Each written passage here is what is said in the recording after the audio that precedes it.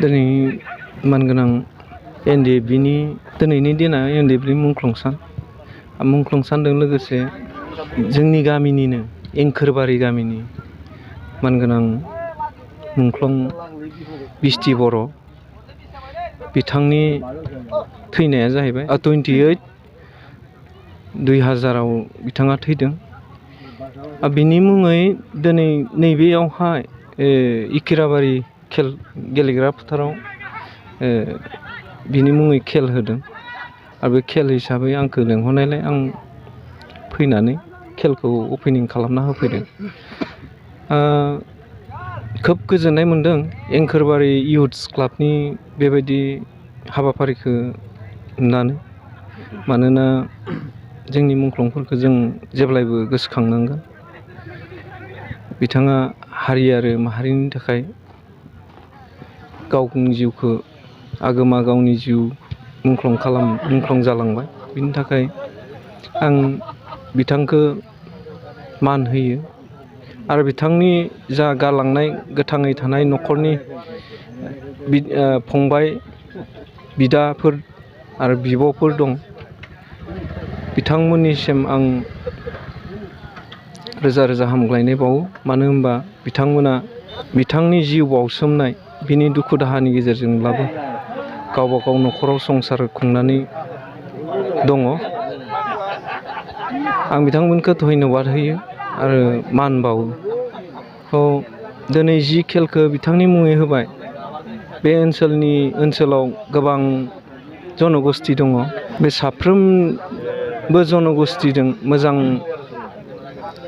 मिलन भाबै गोरोबलायनानै एंखोरबारि इयुथ्स क्लाबा जि खेलखौ दिनैनिफ्राय स्टार्ट खालामबाय, बेवहाय जेन इयुनाव जेबो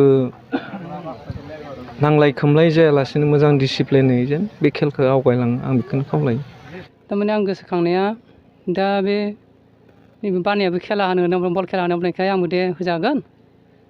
आमाइनि नामाव खेला होनि, खेलाखौ होजागोन एनडिएफबिनि नामाव मुंख्लंनि नामाव होजागोन होनना बुंबाय। ओमफ्राय दा हाबनाया बे एनडिएफबियाव हाबनाया 6 बोसोर जाबायमोन।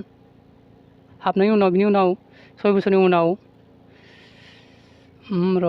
एप्रिलनि 28 एप्रिल माबायाव थैबाय आरो 2000 दग्रा रेजिमेन्टआ माबाबाय गावबाय मुदुबि माबायाव महनपुरनि खोला मुदुबिनि खोलायाव बेयाव बे अनसुंथाइखौ आं मोनाखै आरो आं बे जाथिनि हिसाबै दान होनाय हिसाबै आंबो नागिरहैयाखै।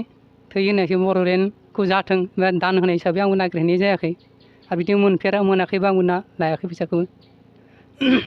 खिन्थु आं बोसोरै फालिनाय जायो, बोसोरै माबानाय जायो। थेवबो आं बिदि लेंहरनाय जायामोन आरो सारमोनखौ लेंहरनाय जायामोन। ओमफ्राय देग्लाय दा बेजों लोगोसे लाफानाय जादों खेलाजों लोगोसे। बे देग्लाय एसे मोजां खालामलांनि होननानै बिफा दङमोन, बिमा गैया। बिफा दंमोन आरो ओमफ्राय बिफाया मेगन नुलामोन बे आदा थानाय समाव। दा आं बेखौ खावलायनो माने मोननांगौ जेब्ला सम जाबाय बेफोर मोनगोन ना साना नेना दंमोन आरो आं दा मोनगोन मोनाखौ आं एसेबां माबाथारनांगौ बेखौ आं माबा खालामाखै आरो जेब्ला सरकारा बिटिसि सरकारा जेब्लासिम होयो अब्ला नाजावना लागोन होननानै। ओरैनो दा सिगाङावलाय फाखिदियासो लिरोमोन नालाय, दा ओरैनो दा रायजोआ रायलायनानै एंखोरबारि लिरदों आरो दायो गामिखौ। बिस्ति बर' आफादाव बिबाज्रुम लायो। बिस्ति बर' ओं आफादाव बिबाज्रुम। दिनैसिम सिगाङाव लाफैनायमोन सार माबाया फैनायमोन रन्जना खबर लाफैनायमोन बियो। बिदिनो मिटिं खुंलाबाय माबा। ओमफ्राय दासिम गैया? दासिम गैथ'वा। रावनिबो खबर लाफैनाय गैया? खबर लाथ'वाखै दे दासिम। गिबियाव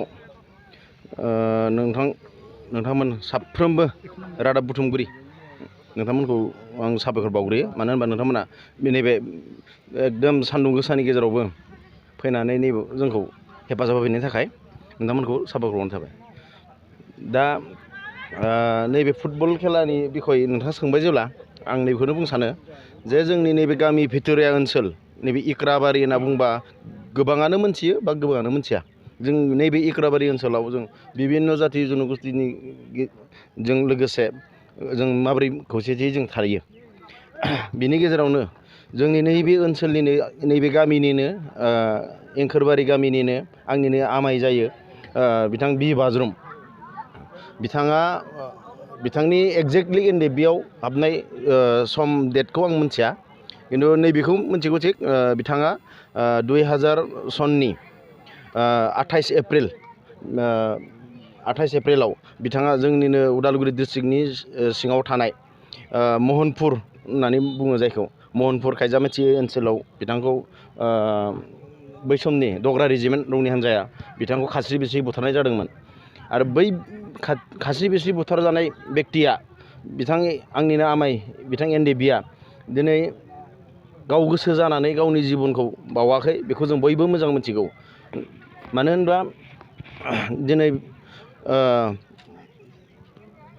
जोंनि नैबे नासयजानाय सोबख'जानाय गादबजानायखौ उदां मोननो थाखाय दिनै बिथाङाबो गावखौ बावसोमनानै जिबायदि जोंखौ बिहोमा होलांबाय जाथिखौ अननो थाखाय जिबायदि जोंखौ थुलुंगा होलांबाय जाहाथे जोंनि दा नैबे फैबाय थानाय इयुथ्सफ्रा सेंग्रा जोलैफ्रा बिथां आमायमोन मुंख्लं दिनै नट अनलि बे बाज्रुम गासै जोंनि बे NDP-नि मुंख्लं सोर एबसुनि मुंख्लं बिथांमोननि गासै थुलुंगाजोंनो दिनै जोङो खामानि मावलांनांगोन मानो होनबा बिथांमोना बयबो साफ्रोमबो मुंख्लङानो गावबा गावनि बेक्तिनि थाखाय रावबो जिउ गाराखै बेनिखायनो आं नैबे खेलखौ फाथिनाय जादों बेथ' नंगौ